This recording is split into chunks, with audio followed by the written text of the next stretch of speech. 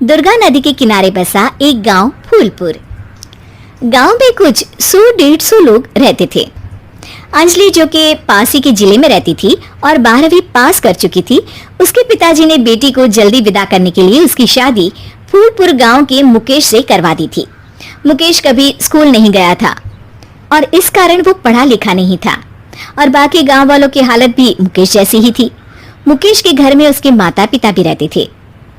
सासू माँ, मैं बाहर मंदिर तक जा रही हूँ, आधे घंटे में आ जाऊंगी। अरे अभी कहीं जाने की जरूरत नहीं है, चुपचाप जाके रसोई में रात के खाने की तैयारी करो। और ये घूंघट क्यों हटा लिया है तुमने? क्या पता नहीं कि इस गांव में औरतें बिना घूंघट के नहीं रहती? रात में अंजलि छत पर जाकर अपनी मम्मी से बात कर रही होती है।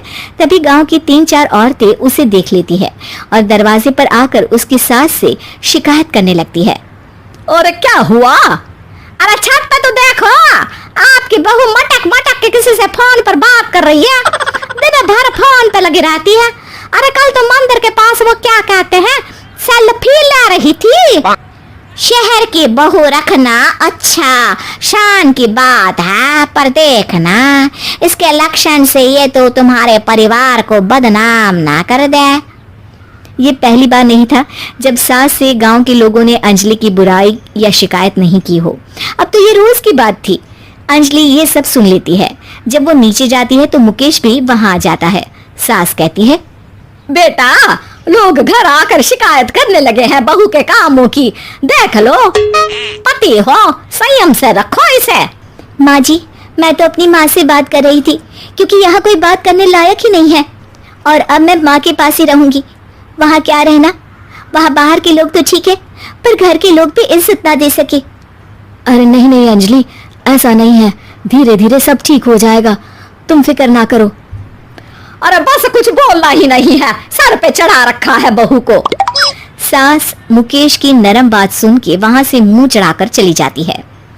मैं तो कहती हूँ हम दोनों शहर चले जाते हैं। मैं पढ़ी लिखी हूँ, मुझे वहाँ नौकरी भी मिल जाएगी और थोड़े दिनों में आप भी वहाँ कुछ काम ढूंढ लेना। अरे नहीं नहीं अंजलि, हम यहाँ ना गांव का खेत, माँ पिताजी को छोड़कर शहर नहीं जा सकते। माँ पिताजी को कैसा लगेगा और गांव वाले क्या सोचेंगे?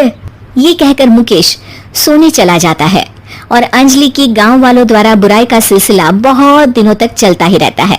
लेकिन अंजलि गुस्सा ना दिखाते हुए समझदारी से काम लेती है। बारिश का मौसम चालू हो जाता है। जोरदार बारिश से पूरे गांव में हाहाकार मच जाता है। दुर्गा नदी में बाढ़ आ जाती है और बाढ़ का पानी पूरे गांव की फसल तबाह कर देता है। फसल की ये हालत देखकर गांव वाले निराश हो जाते हैं और बात तो यहाँ तक पहुँच जाती है कि कुछ लोग तो अंजलि को इस सब का दोषी ठहरा देते हैं। अरे पूरी फसल तबाह हो गई, पता नहीं किसकी नजर लग गई है। अरे जब से चौधरी परिवार में ये शहर की बहू आई है ना, तब से ही गांव की शांति चली गई है।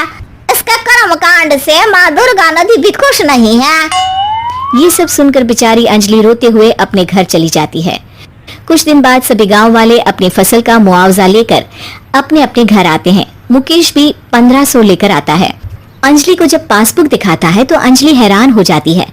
अरे ये पासबुक में तो उन्होंने 4000 की एंट्री करी है और आपको सिर्फ 1500 दिए। सच में? अरे वो सरकारी अफसर आपको बेवकूफ बना रहे हैं। सरकार की तरफ से हमें 4000 मिले हैं लेकिन बाकी का सारा पैसा खुद ही खा रहे हैं। आप लोग के अनपढ़ होने का फायदा उठा रहे हैं। ये सब सुनकर मुकेश परेशान हो जाता है लेकिन अंजलि उसे हिम्मत से काम लेने को कहती है और सुबह होते ही मुकेश को पंचायत कार्यालय ले जाती है और साथ में गांव के और लोगों को भी। आप सरकारी बाबू क्या गांव के लोगों को बेवकूफ समझते हैं? आपको क्या लगता है ये पढ़े लिखे नहीं है तो आप कुछ भी मनमानी करेंगे? ये बेचारे दिन रात इतनी मेहनत करते हैं, ये हमारे अन्नदाता है और आप इनके साथ ऐसा धोखा करते हैं। अरे क्या बके जा रही है ये लड़की, किस धोखे की बात कर रही है? अपने कांड करके नदी माँ को नाराज करके हमारा नुकसान करके इसे चैन नहीं मिला क्या? सरपंच जी, इन सरकारी बाबू ने मुझे बेवकूफ बनाया है और मेरे हिस्से के पैसे खुद चट कर गए। बस ये सुनते ही सरपंच वहाँ से दुम दबाकर भाग जाता है। पता चलता है कि जनपद अधिकारियों ने गांव के सरपंच के साथ मिलकर सबके साथ धोखा किया है। सब लोगों का विरोध शुरू हो जाता है और आखिर में अधिकारी सब गांव वालों के हिस्सों के बचे हुए पैसे उन्हें लौटा देते हैं और कई दिन तक सरपंच गांव में लौटता ही नहीं। अंजलि, तुम नहीं होती तो हम गांव वालों को तो पता ही नहीं चलता कि ये हमें हर बार बेवकूफ बनाते हैं। हाँ हाँ अंजलि बेटी, हमें माफ कर दो। हम सब तुम्हें बुरा भला कहते रहे, लेकिन तुमने ही आज हमें बेवकूफ बनाने से बचाया है। हमें तुम पर गर्व है बेटी। अब समझ आया कि सरपंच तुमसे नहीं, तुम्हारे पढ़े लिखे होने से नफरत करता था। क्यों ना इस बार हम अंजलि को ही सरपंच पद के लिए चुन ले? क्या कहते हो गांव वालों? पढ़ी लिखी सरपंच। बस पूरा गांव अंजलि के लिए ताली बजाता है और अंजलि की सास उसे खुशी से गले लगा लेती है।